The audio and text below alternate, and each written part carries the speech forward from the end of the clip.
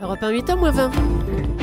L'édito politique d'Europe 1 Matin avec Caroline Roux, bonjour. Bonjour Bruce, bonjour Julie, bonjour à tous. Il y a un an débutait ce qu'on appelle aujourd'hui l'affaire Mera. Hier, un premier hommage d'ailleurs a été rendu à l'une de ses victimes. Toute la semaine, des cérémonies auront lieu à Montauban et à Toulouse sur les lieux des autres meurtres de Mera. Et sur la question du terrorisme en France ou même sur la question du Mali, est-ce que la gauche a fait ses preuves ? Oui, et c'est le paradoxe. Le socialisme convaincant sur l'ordre et l'autorité, là où il tâtonne sur la réforme et le social. Les socialistes unis et au garde à vous sur la fermeté et divisés sur la ligne et la méthode du redressement économique. François Hollande veut détruire les terroristes. Le ministre de la Défense dresse la comptabilité des djihadistes tués sous les balles françaises. Manuel Valls se montre absolument intraitable face à l'ennemi de l'intérieur. Les djihadistes français arrêtés sur le théâtre des opérations seront extradés et livrés à la justice. Volontarisme, méthode, discours calibré.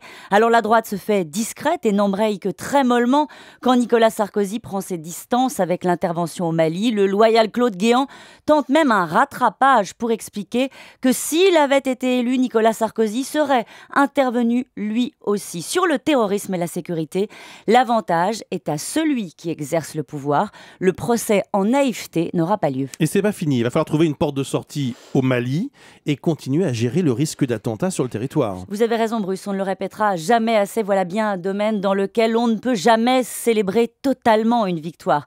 Mais le présupposé d'une gauche laxiste, toujours du côté des pacifistes, des antimilitaristes, est terminé.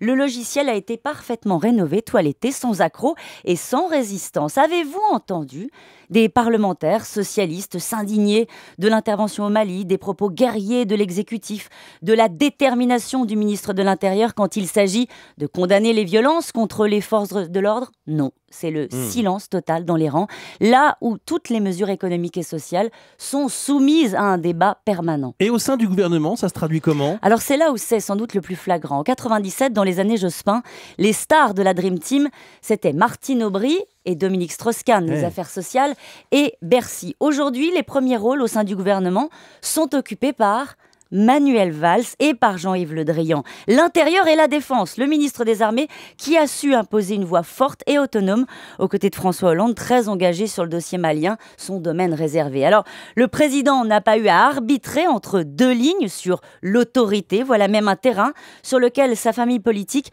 ne lui reproche pas d'incarner une forme de continuité. La nouvelle gauche, plus à l'aise sur les questions de sécurité, terrorisme et de défense. Il y a du travail pour le reste. Merci beaucoup, Caroline Roux.